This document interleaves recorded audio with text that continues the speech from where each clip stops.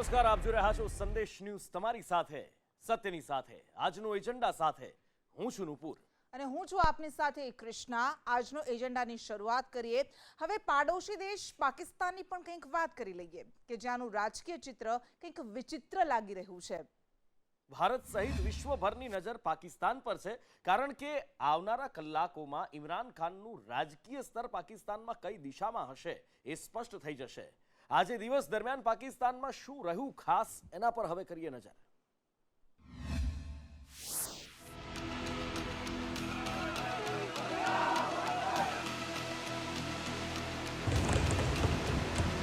આજે રાત્રે 10 કલાકે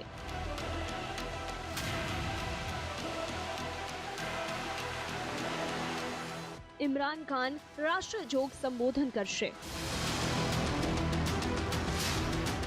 આવતીકાલે 10 કલાકે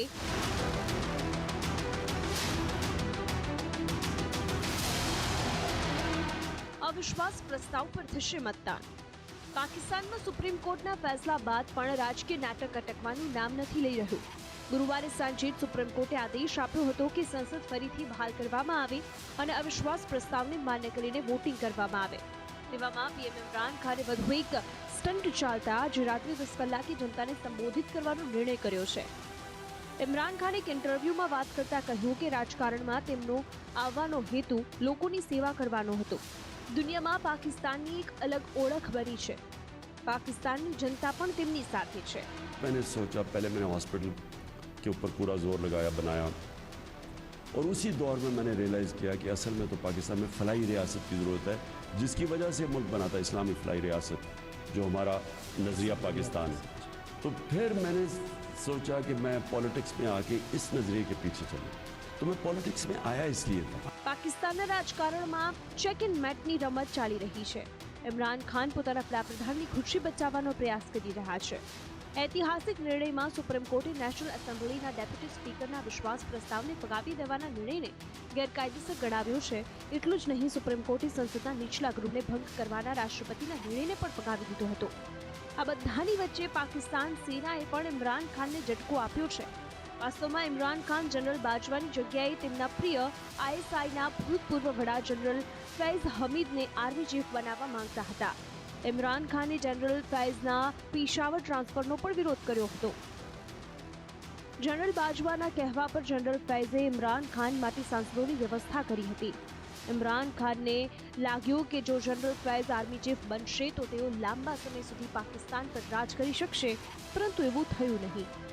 9 એપ્રિલ એટલે કે આવતીકાલે સવારે 10 કલાકે નેશનલ એસેમ્બલીમાં ઇમરાન ખાન વિરુદ્ધ અવિશ્વાસ પ્રસ્તાવ પર મતદાન થશે। ઇમરાન ક્યારેય આ પરિસ્થિતિનો સામનો કરવા માંગતા ન હતા। તેઓ જાણતા હતા કે તેમની પાસે બહુમતી નથી। વાસ્તવમાં શાસક ગઠબંધનના મુખ્ય સહયોગી MQM-Pની વિપક્ષી છાવણીમાં જોડાવાની જાહેરાત સાથે ઇમરાન ખાને બહુમતી ગુમાવી દીધી। MQM-P પાસે 7 સાંસદો છે। અગાઉ સરકારના અન્ય સહયોગી અને 5 સાંસદો ધરાવતી બલુચિસ્તાન આવામી પાર્ટી BAPએ પણ વિપક્ષ સાથે જવાની જાહેરાત કરી હતી। બ્યુરો રિપોર્ટ, સંદેશ ન્યૂઝ। અને હવે વાત મહાવિનાશની। યુક્રેન અને રશિયા વચ્ચે ચાલી રહેલા આ મહાતબાહીના યુદ્ધને આજે 44 દિવસ થઈ ગયા છે અને 44મા દિવસે પણ રશિયાએ યુક્રેનના અનેક વિસ્તારોમાં તબાહી મચાવી છે। બુચા કરતા પણ બેરોડિયાન્ડાની સ્થિતિ ભયંકર સામે આવી છે। રશિયા વર્સિસ યુક્રેન, મહાતબાહીનો 44મો દિવસ। યુક્રેનમાં રશિયાની સેના તબાહી મચાવી રહી છે। ક્યાંક રોકેટથી હુમલો થઈ રહ્યો છે, તો ક્યાંક બોમ્બથી હુમલો, તો ક્યાંક મિસાઇલ કહેર વરસાવી રહી છે। યુક્રેનની આ જ તબાહીના મંજરને જોતા રશિયાના રાષ્ટ્રપતિ સામે વિશ્વભરમાંથી આંગળીઓ ઉઠી રહી છે। રશિયાએ આજે પૂર્વ યુક્રેનના એક રેલવે સ્ટેશન પર ક્રૂઝ મિસાઇલ દ્વારા હુમલો કર્યો, જેમાં 35 નાગરિકોના મોત થયા છે, જ્યારે 100થી વધુ લોકો ગંભીર રીતે ઘાયલ થયા છે। મહત્વનું છે કે આ હુમલો ડોનેટ્સ્કના ક્રામટોરસ્કમાં થયો છે। મહત્વનું છે કે રશિયા પર અનેક દેશો પાછલા 43 દિવસથી એક બાદ એક પ્રતિબંધો લગાવી રહ્યા છે, જેથી પુતિનની અકલ ઠેકાણે પડે। હવે આ પ્રતિબંધ પુતિનની પુત્રીઓ સુધી પણ પહોંચી છે। પહેલા અમેરિકા, ત્યારબાદ હવે બ્રિટન પણ અમેરિકાની રસ્તે ચાલ્યું છે। આ સાથે જ પશ્ચિમના દેશોએ અત્યાર સુધીમાં કુલ $360 બિલિયન સંપત્તિ રશિયાની જપ્ત કરીને રૂસની અક્કલ ઠેકાણે પાડવાનું કામ કર્યું છે. યુક્રેનના શહેર બુચામાં નરસંહારના આરોપી રશિયાને સંયુક્ત રાષ્ટ્ર માનવ અધિકાર પરિષદમાંથી બહાર કરી દેવાયું છે. સંયુક્ત રાષ્ટ્ર મહાસભામાં રશિયા સામે લાવવામાં આવેલા પ્રસ્તાવના સમર્થનમાં 93 દેશોએ મતદાન કર્યું, જ્યારે 24 દેશોએ પ્રસ્તાવના વિરોધમાં મત આપ્યા. જોકે 58 દેશોએ મતદાનમાં ભાગ ન લીધો. રશિયા સામે આ પ્રસ્તાવ અમેરિકાએ રજૂ કર્યો હતો, જેનો આધાર બુચામાંથી સામે આવેલા નાગરિકોની હત્યાના દ્રશ્યો હતા, જેને પુરાવા તરીકે રજૂ કરી યુક્રેને રશિયન સેના પર નરસંહારના આરોપ લગાવ્યા હતા અને પુતિનને વોર ક્રિમિનલ ગણાવ્યો હતો. ત્યારબાદ અમેરિકાએ રશિયાને માનવ અધિકાર પરિષદમાંથી હટાવવા માટે યુએનજીએની ઇમરજન્સી બેઠક બોલાવી. યુએનજીએમાં રશિયા સામેના પ્રસ્તાવના વિરોધમાં 24 મત પડ્યા હતા, જે પૈકી એક મત ચાલબાઝ ચીનનો પણ હતો. જોકે ભારત વધુ એક વખત મતદાનથી દૂર રહ્યું હતું. યુક્રેન પર રશિયન હુમલા દરમિયાન અત્યાર સુધીમાં સંયુક્ત રાષ્ટ્ર સુરક્ષા મહાસભા અને માનવ અધિકાર પરિષદમાં અલગ અલગ 10 જેટલા પ્રસ્તાવો રજૂ થયા છે. આ તમામ પ્રસ્તાવો દરમિયાન ભારતે એક પણ વખત મતદાનમાં ભાગ નથી લીધો. યુએનએચઆરસીમાંથી સસ્પેન્ડ થયા બાદ રશિયાએ નિંદા કરી છે, જ્યારે યુક્રેને આ નિર્ણયનું સ્વાગત કર્યું છે. મહાતબાહીના 44 દિવસ વચ્ચે યુક્રેને દાવો કર્યો છે કે તેમણે રશિયાના 18,900 સૈનિક, 698 ટેન્ક, 1,891 યુદ્ધ વાહન, 332 તોપખાના, 108 મોટા rocket system, 55 air defence system, 150 સૈન્ય વિમાન અને 76 ઇંધણ ટેન્ક તબાહ થઈ ચૂકી છે. તો બીજી તરફ રશિયાનો દાવો છે કે યુક્રેનના 29 સૈન્ય ઠેકાણા, 10 હથિયાર સ્ટોર, 218 વિમાન, 413 માનવ રહિત વિમાન, 227 anti aircraft system, 1,987 tank, 218 rocket system, 866 મોટાર અને 1,894 સૈન્ય વાહન નષ્ટ કરવામાં આવી છે. બ્યુરો રિપોર્ટ, સંદેશ ન્યૂઝ. ભારતનો એક પાડોશી દેશ એવો છે જે કંગાળીના કગાર પર છે. હાલત અત્યારે એટલી બદતર છે કે અનાજના એક એક દાણા માટે લોકો મોહતાજ બન્યા છે. કયા દેશની છે આ વાત? કેવા છે આ દેશના હાલ? મહાસંકટને આ દેશ કેવી રીતે આપશે માત? નજર કરીએ ખાસ રિપોર્ટ પર.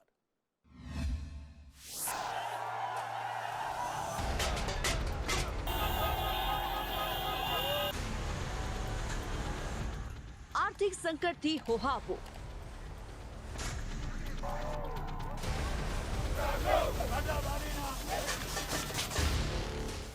શ્રીલંકા સંકટને સંભાળવા IMF પાસેથી લેશે લોન.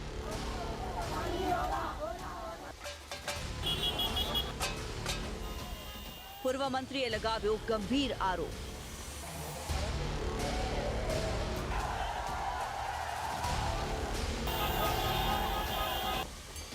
કહ્યું રાજપક્ષે વિદેશથી મળેલા નાણાંની કરી ઉચાપત.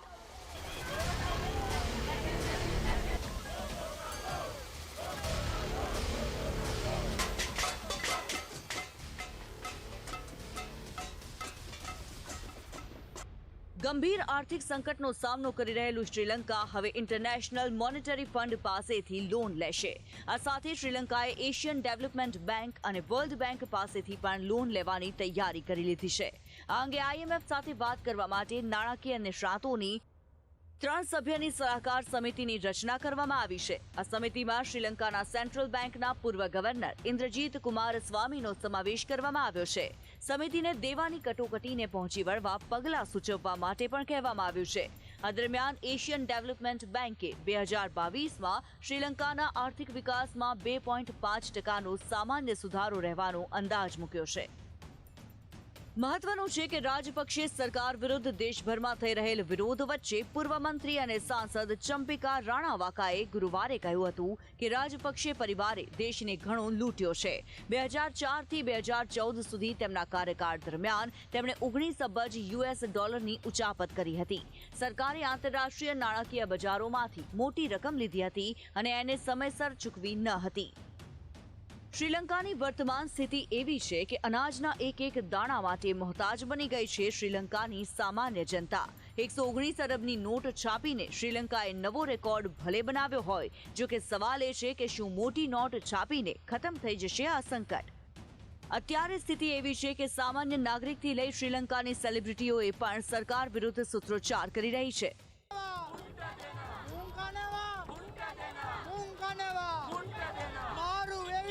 શ્રીલંકામાં આજે પણ જનવિદ્રોહના દ્રશ્યો સામે આવી રહ્યા છે. આ ઉપરાંત જરૂરી સામાન માટે લોકો પાછલા 48 કલાકથી લાઇનમાં ઊભા છે. ગેસનો સિલિન્ડર લેવા ભર તડકામાં લોકો કગાર પર ઊભા છે. તો હોસ્પિટલમાં મેડિકલ સ્ટોકમાં ઘટાડો થતા તબીબો પણ હવે સરકાર સામે અવાજ ઉઠાવી રહ્યા છે. મહત્વનું છે કે ભારતે 5 અને 6 એપ્રિલે શ્રીલંકાને 36,000 મેટ્રિક ટન પેટ્રોલ અને 40,000 મેટ્રિક ટન ડીઝલ પહોંચાડ્યું હતું.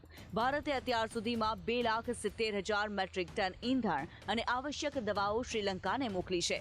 કોલંબો સ્થિત ભારતીય હાઈ કમિશનરે વર્ચ્યુઅલ બેઠક દરમિયાન કહ્યું કે વર્તમાન સ્થિતિને જોતા શ્રીલંકાએ એ વાત ધ્યાનમાં લેવી જોઈએ કે કેટલા દેશો સંકટના સમયે તેમની સાથે ઊભા છે અને કેટલા દૂર.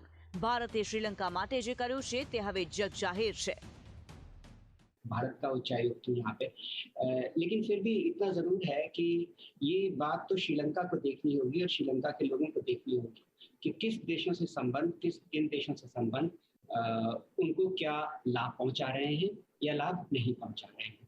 अगर अभी की स्थिति देखें तो भारत के साथ मित्रतापूर्ण संबंधों से, नजदीकी संबंधों से श्रीलंका के लोगों को जो मदद पहुंची है वो आप सबके.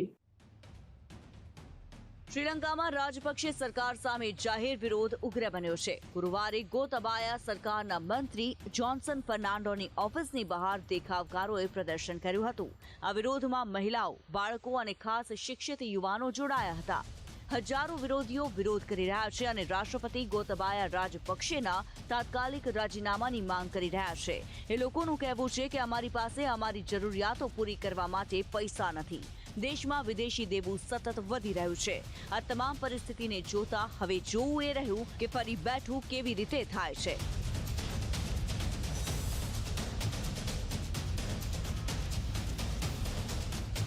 બ્યુરો રિપોર્ટ, સંદેશ ન્યૂઝ. મેં ઝુકેગા નહીં, આ શબ્દ સાંભળીને તમને પુષ્પા મૂવીનો સુપરહિટ ડાયલોગ યાદ આવી જ ગયો હશે. પણ આજે વાત કોઈ ફિલ્મની નથી કરવી. આજે વાત કરવી છે લોકોના ખાલી થતા ખિસ્સાની. વાત કરવી છે મોંઘવારીના સતત વધતા મીટરની. ચિંતા તો હવે એ વાતની છે કે શું મોંઘવારી ઝૂકશે ખરી?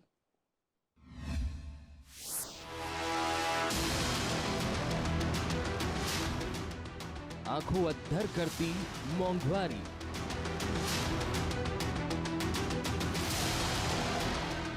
पेट्रोल पंप पर વધતું मीटर. काम है नहीं रोड पे बिल्कुल भी.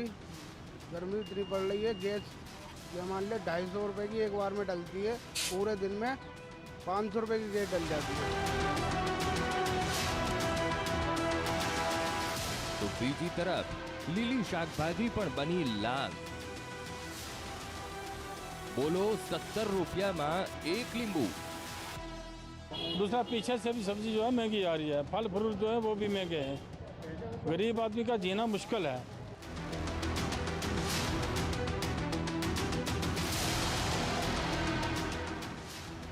फल शाकभाजी खावानी के मात्र जोवानी. सामान्य मानस केवी रीते बनशे सद्धा. रेट आसमान छू रहे हैं.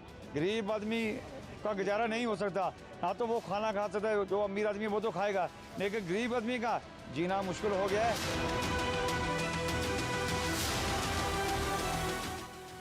સ્વાભાવિક છે કે પેટ્રોલ અને ડીઝલની કિંમતમાં થઈ રહેલા ભાવ વધારાની અસર સીધી જ માર્કેટમાં જોવા મળે. કારણ કે અમદાવાદ, દિલ્હી, મુંબઈ, ઇન્દોર, શ્રીનગર સહિત દેશના તમામ શહેરોમાં પેટ્રોલની કિંમતમાં ₹100 ને પાર પહોંચી છે. बहुत इतना फर्क पड़ रहा है. 40-45 रुपए था 2 महीने 1.5 महीने के अंदर. सीएनजी का रेट कम से कम तो 20 से 25 रुपए बढ़ गए. और इतना फ़र्क पड़ रहा है रेट में जो है, रेट की वजह से. और दूसरा गाड़ी जो चला रहे हैं उसमें जो भी हम सवारी मिलती है रेट वही मिल रहा है और जो पैसे हैं एक्स्ट्रा नहीं मिल रहे हैं बिल्कुल. ઈંધણની કિંમત રોકેટ ગતિએ આગળ વધતા તેની સીધી અસર હવે શાકભાજી અને ફળોની લારીઓ પર જોવા મળે છે. દેશનો સામાન્ય નાગરિક પેટ્રોલ, ડીઝલ, સીએનજી, એલપીજીમાં થયેલા ભાવ વધારાનો માર સહન કરી રહ્યો છે. તેવામાં લીંબુએ તો સામાન્ય માણસનું બજેટ જ જાણે ખાટું કરી નાખ્યું છે. એક તરફ ભર ઉનાળે આગ ઓગતી ગરમી પડી રહી છે, તેવામાં એક લીંબુનો ભાવ છૂટક બજારમાં 17 રૂપિયા સુધી પહોંચી જતા આ ભાવ વધારો અંકુશમાં લાવવાની માંગ જનતા હવે કરી રહી છે.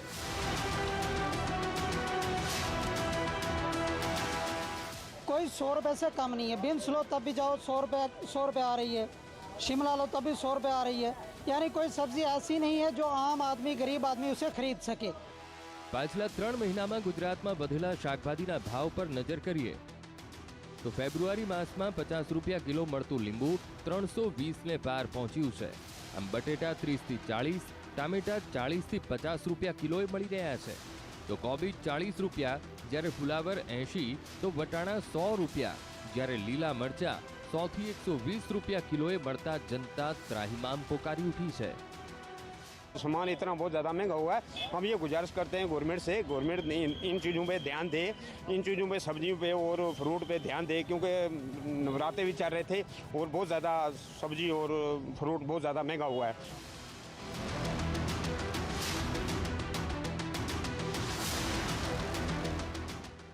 મહત્વનું છે કે ભારતીય રિઝર્વ બેન્કે નાણાકીય વર્ષની પ્રથમ બેઠકમાં રેપો રેટને 4% પર યથાવત રાખ્યો છે, જ્યારે રિવર્સ રેપો રેટમાં 0.40%નો વધારો કરીને 3.75% કરવામાં આવ્યો છે.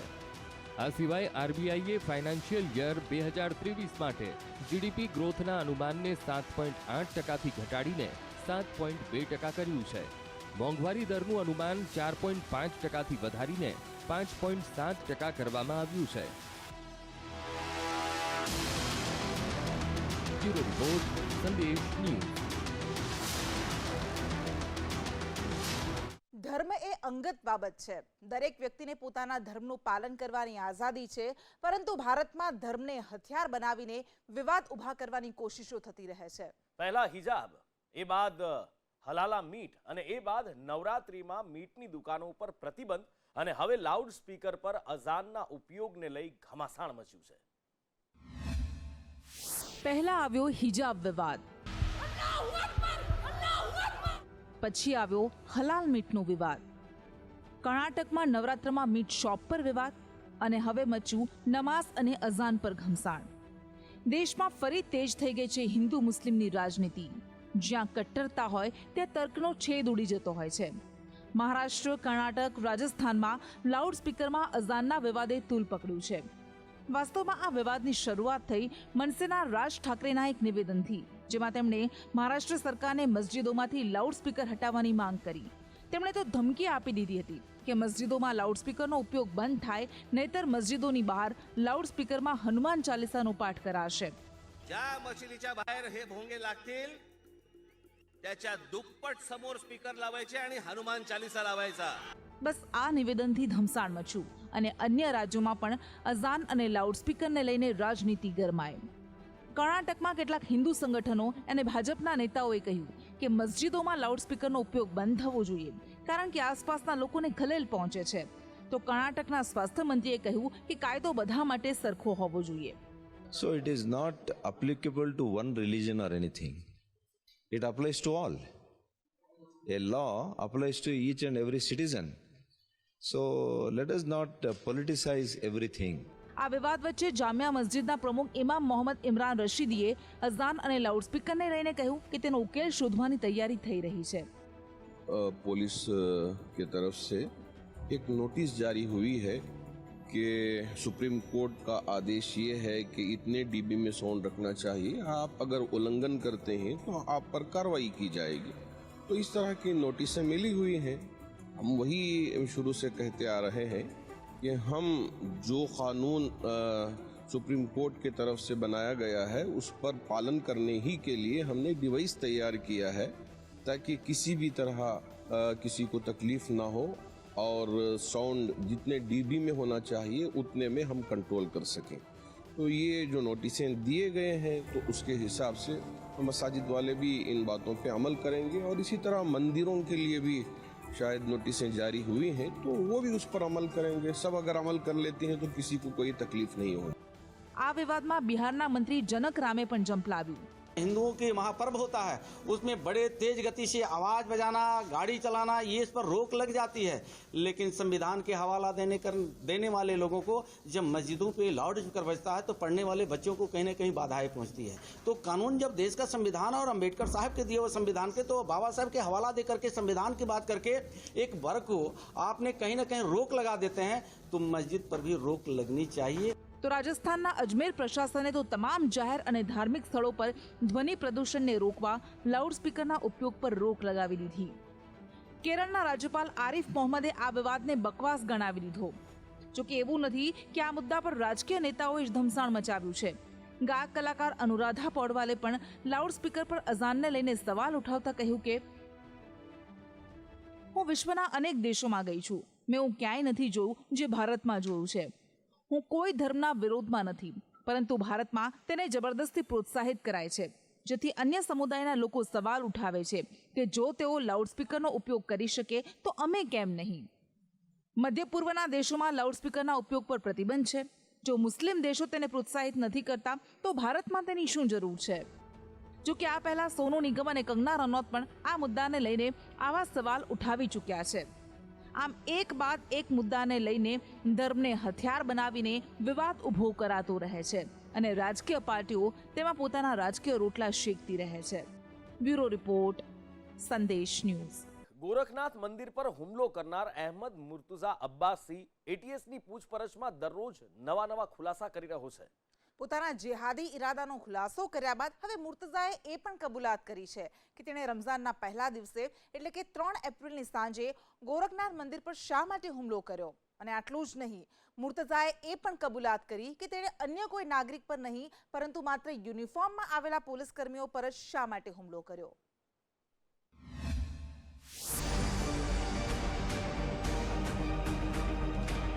ગોરખનાથ મંદિરમાં હુમલો.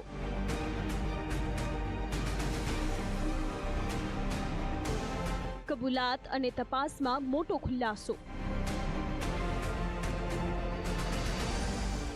આરોપી ડોક્ટર બોમ્બનું પૂર્ણ કરવા માંગતો હતો મિશન. એટીએસની ક્યાં રહી ગઈ ચૂક? ઉત્તર પ્રદેશના ગોરખનાથ મંદિરમાં હુમલો કરનાર આરોપી મુર્તુજાના મગજમાં ચાલી રહેલી ગેમ હવે સામે આવી છે. પોલીસની પૂછપરછ અને ડોક્ટરના રિપોર્ટ મુજબ જે વિગતો સામે આવી છે તેમાં આરોપી સિરિયાના વિડીયો જોતો હોવાની વિગતો બહાર આવી છે. આ સાથે જ ડોક્ટરનું કહેવું છે કે તે હાઇપોમેનિથિયાથી પીડિત છે. તેને લાગતું હતું કે મુસ્લિમો પરેશાન થાય છે. उसको मैं डिस्ट्रिक्शन दे रहा था कि तो मुसलमान का जुल्म हो रहा है, कोई कर्नाटक में ये हो रहा तो हम अब कोई नहीं करेगा. तो मतलब उस तरह से मैं सोच के मैं बोला कि अब थक गया सोच मैं बोला कर ही दो भाई, हम ये बीड़ा उठा ले मतलब हम मतलब अब हाँ यही सब कुछ लेके किसी को तो करना पड़ेगा. हाँ यही सब सोच के जो है हमने मतलब हमारे को फ्यूचर देखते कि हम ऐसा नहीं था कि हम अपने घर से निकल के आए थे. हाँ अपने घर से तुम निकल के आए नहीं, हम सुकून से कर रहे थे, घर से निकल के आगे मालूम चुके. મુર્તુજાની કબૂલાત 2 પરથી વાત સામે આવી છે કે તેણે ગોરખપુર તેમજ રાજ્યભરના શહેરોમાં વિકસાવવામાં આવી રહેલા સ્લીપર સેલ નેટવર્ક પર એટીએસથી બચવા માટે હુમલો કર્યો હતો. મુર્તુજા નેપાળમાં ચાલી રહેલા આતંકવાદી પ્રશિક્ષણ કેમ્પમાં જઈને તાલીમ લેતો હતો અને સીએ એનઆરસી વિરુદ્ધ રાષ્ટ્ર વિરોધી અભિયાન ચલાવીને શ્રેણીબદ્ધ બ્લાસ્ટની બ્લુ પ્રિન્ટ તૈયાર કરનાર આતંકવાદી જલીસ ઉર્ફે ડોક્ટર બોમ્બનું મિશન પૂર્ણ કરવા માંગતો હતો. વાસ્તવમાં ગુપ્તચર એજન્સી 31 માર્ચે જ યુપી પોલીસને 16 શંકાસ્પદ લોકોની પ્રોફાઇલ મોકલી હતી. તો વિદેશી દેશો સાથે શંકાસ્પદ વાતચીત અથવા વ્યવહારો કરતા હતા. તેમાં મુર્તુજાનું નામ પણ સામેલ હતું. ગોરખપુરમાં રહેતા મુર્તુજાના પિતા મુનીર અહદ અબ્બાસીનો દાવો છે કે 2 એપ્રિલે 2 લોકો તેમના ઘરે પહોંચ્યા હતા. તેઓ સાદા યુનિફોર્મમાં હતા.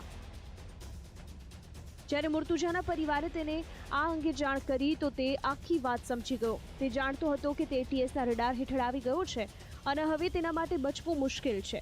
આવી સ્થિતિમાં એટીએસ તેની પાસે પહોંચશે તો તેના સમગ્ર સ્લીપર સેલ નેટવર્કનો પર્દાફાશ થશે. તેણે તરત જ તેની વિગતો ભૂંસી નાખી, ફોન ફોર્મેટ કર્યો અને હુમલાની યોજના બનાવી જ્યાં પોલીસ તેને ગોળી મારી દેશે, જેથી એટીએસને નવા કેસમાં સંડોવીને ડાયવર્ટ કરી શકાય.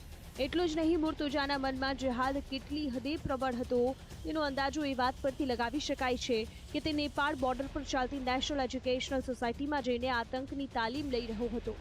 જોકે ગોરખનાથ મંદિર પર હુમલાની તૈયારીઓ લગભગ 9 મહિના પહેલા તે જ સમયે જાહેર કરવામાં આવી હતી, જ્યારે અલ-કાયદાની પાંખ અંસાર અલ-કાયદા હિન્દ AGHના આતંકવાદીઓ મિનહાજ અહેમદ અને મસૂરુદ્દીન ઉર્ફે મુશીર રાજધાની લખનૌમાં પકડાયા હતા. તે સમયે આ લોકોએ કબૂલાત કરી હતી કે લગભગ 2 વર્ષ પહેલા આતંકવાદીઓએ નેપાળથી અને ગોરખપુર થઈને રાજ્યભરના ધાર્મિક સ્થળોની રેકી કરી હતી. હાલ તો ATSની તપાસમાં દરરોજ નવા ખુલાસાઓ સામે આવી રહ્યા છે. ત્યારે જોવું એ રહ્યું કે આગળ હજુ કેટલા નવા ઘટસ્ફોટ સામે આવે છે. બ્યુરો રિપોર્ટ, સંદેશ ન્યૂઝ. પેન્શન અમારો અધિકાર છે, જૂની પેન્શન યોજના લાગુ કરો, આ નારા સાથે છેલ્લા 1 સપ્તાહથી ગુજરાતમાં શિક્ષકો સહિતના કર્મચારીઓ સરકારને ભીંસમાં લેવાની કોશિશ કરી રહ્યા છે. જોકે આ માત્ર ગુજરાતની જ નહીં પણ અનેક રાજ્ય સરકારો સામે આકાર લઈ રહેલો પડકાર બની ગયો છે. રાજસ્થાનની સરકારે જૂના પેન્શનની જાહેરાત કરી અને હવે ગુજરાત સહિત અનેક રાજ્યોના કર્મચારીઓ જીદ પર આવી ગયા છે.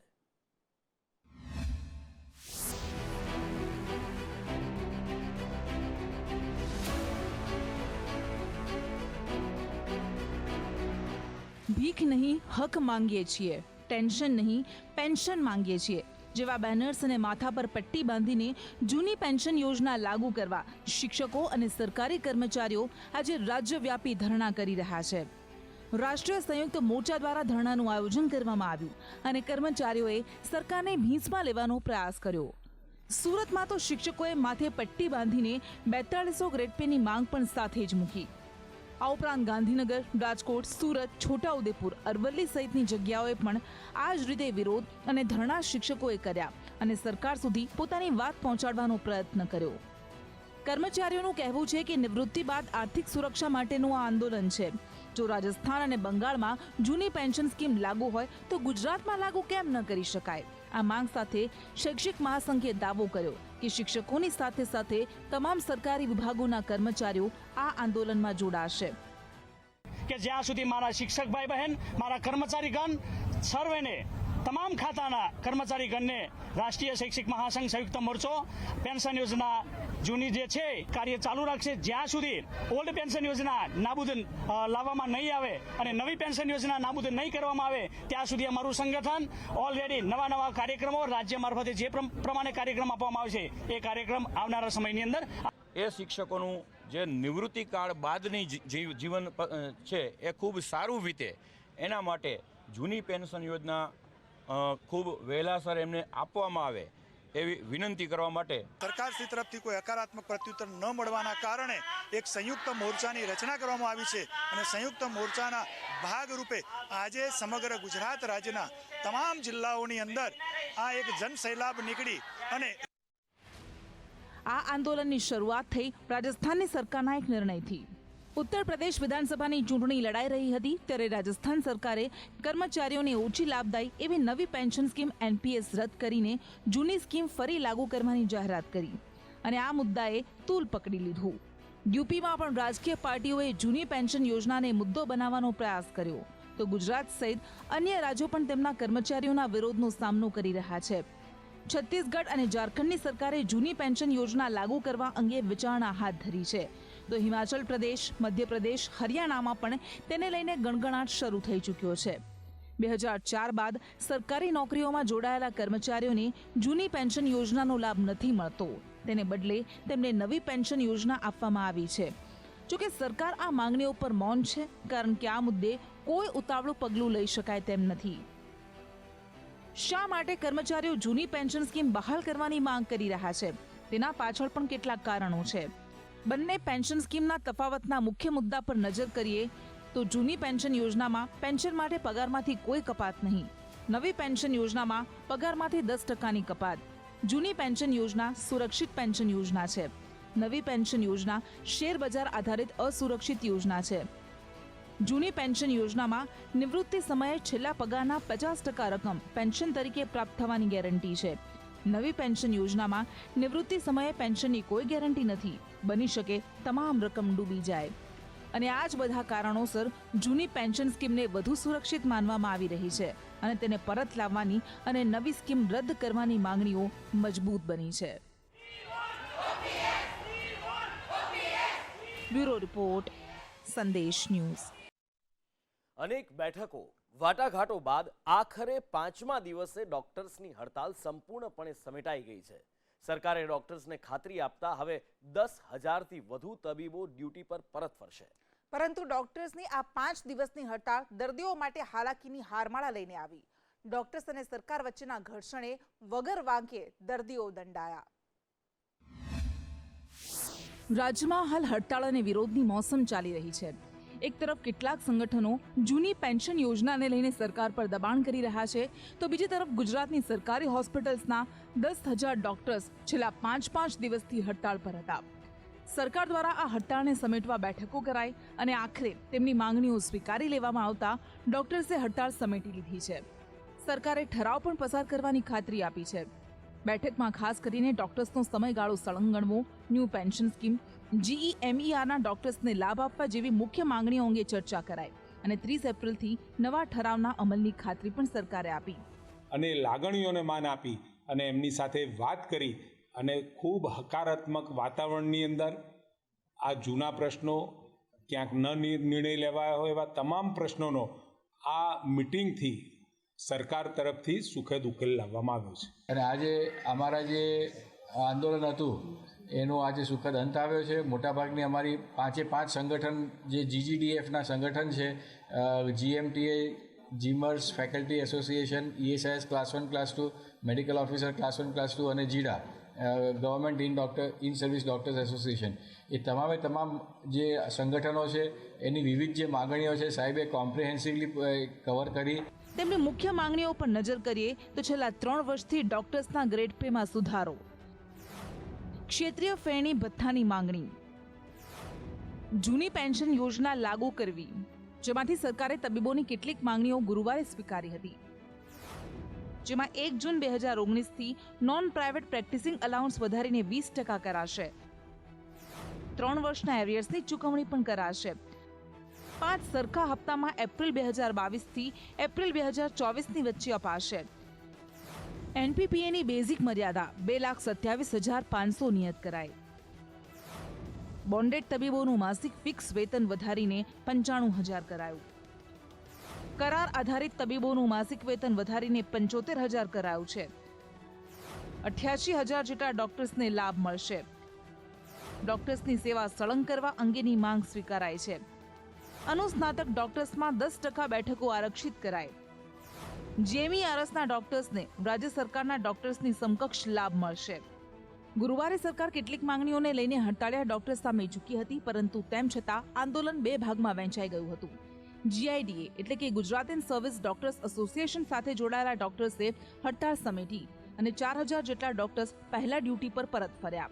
આજે હડતાલ ઉપરથી ડ્યુટી ઉપર જોઈન થઈ ગયેલા છે અને એ રવિવાર સુધીનો ટાઈમ આપેલો છે. જો સરકાર અમારી માંગણીઓ સ્વીકારશે તો અમે કન્ટિન્યુ કામ પર ચાલુ રાખીશું. સેવામાં લાગી ગયા છીએ અને અમને આશા છે કે સરકાર બધી માંગણી સ્વીકારી લેશે. પરંતુ GIDA સિવાયના અન્ય સંગઠનો GMTA, સરકારી ક્લાસ 1, 2 મેડિકલ ડોક્ટર સહિત કુલ 10,000 જેટલા તબીબો આ હડતાળમાં જોડાયા હતા, જેઓ શરૂઆતમાં માનવાના મૂડમાં નહોતા. એક તરફ તબીબો પોતાની માંગને લઈને સરકાર સામે બાદ ભીડી રહ્યા હતા, તો બીજી બાજુ તેમની હડતાળને કારણે વગર વાંકે ભોગવવું પડ્યું દર્દીઓને. સતત 5 દિવસથી સર્જરી અને સઘન સારવાર બંધ કરાઈ. હડતાળને કારણે અમદાવાદ સિવિલમાં 4 દિવસમાં 450 સર્જરી કેન્સલ થઈ. આમ કરે કોઈક અને ભોગવે કોઈક જેવી સ્થિતિ દર્દીઓની થઈ. પરિણામે જરૂર હતી કે તબીબો અને સરકાર વચ્ચેના ઘર્ષણનો અંત આવે અને વગર વાંકે દંડાતા દર્દીઓને વગર સારવારે ન પીડાવવું પડે. અને આખરે આ હડતાળનો સુખદ અંત આવ્યો છે. બ્યુરો રિપોર્ટ, સંદેશ ન્યૂઝ.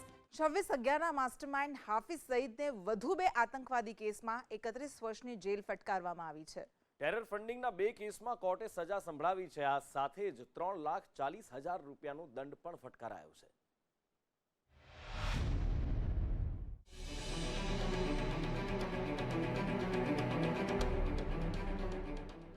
જમાતુદ દાવાના વડા હાફિઝ સઈદને વધુ 2 આતંકવાદી કેસમાં 31 વર્ષની સજા સંભળાવવામાં આવી છે.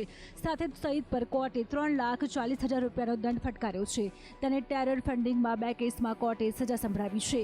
જમાતુદ દાવાના વડા હાફિઝ સઈદની આગેવાની હેઠળના લશ્કરે તૈયબાના 2008ના મુંબઈ હુમલા માટે તે જવાબદાર હતું. આ હુમલામાં 6 અમેરિકન લોકો સાથે 166 લોકો માર્યા ગયા હતા.